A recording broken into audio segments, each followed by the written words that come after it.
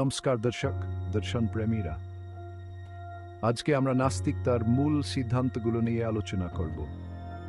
তুমি শুধু কাত্তহলি হও বা এই বিষয়ে গভীরভাবে অধ্যয়ন করো, এই আলোচনাটা তোমারই জন্য। তাহলে নাস্তিকতা আসলে হাসবুর বা দেবতার অস্তিত্বে অবিশ্বাস। এখানে আস্তিকতা অন্তত একজন দেবতার অস্তিত্বকে স্বীকার করে, নাস্তিকতা কেবল সেই দাবিটিকেই গ্রহণ করে না। এটা অগত্যামিষ্পুরের অস্তিত্ব নেই এমন বিশ্বাসনা যদিও তা হতে পারে, বরং এটা এক ধরনের বিশ্বাস। একটি গুরুত্বপূর্ণ বিষয় হল প্রত্যক্ষ প্রমাণ এবং যুক্তির উপর জোর দেওয়া।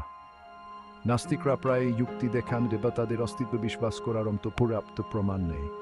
এই 10টি ভাঙ্গি সন্দেহবাদের ওপর ভিত্তি করে গেলে উঠেছে এখানে অলৌকিক দাবির জন্য প্রমাণ চাওয়া হয়।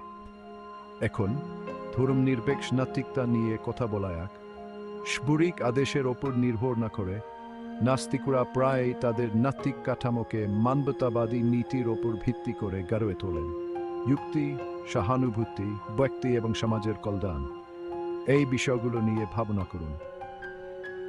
এই 10টি ভঙ্গি থেকে বোঝা যায় যে নাস্তিকতা হলো মানুষের ইত্যাদি একটি ধারণা যা সময়ের সাথে সাথে সাংস্কৃতিক এবং সামাজিক প্রভাবের মাধ্যমে বিকশিত হয়। একটি সাধারণ ভুল ধারণা হলো নাস্তিকতা নিহিলিজমের সমান, এ বিশ্বাস জীবন অর্থহীন।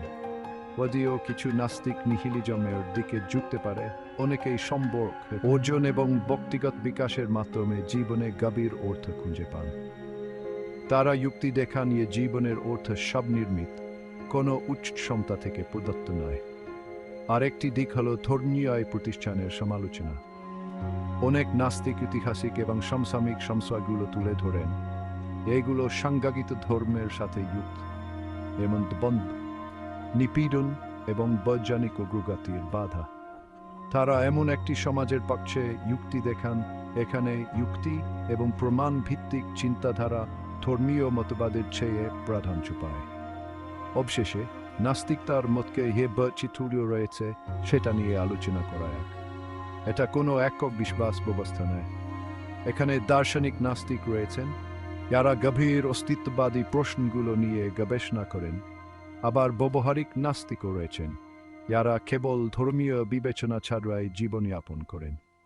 সারমর্ম হল নাস্তিকতা একটি সমুদ্র এবং বৈচিত্র্যময় দৃষ্টিভঙ্গি যা প্রমাণ, যুক্তি এবং প্রায় মানব কল্যাণের প্রতি গভীর প্রতিশ্রুতির ওপর জোর দেয়।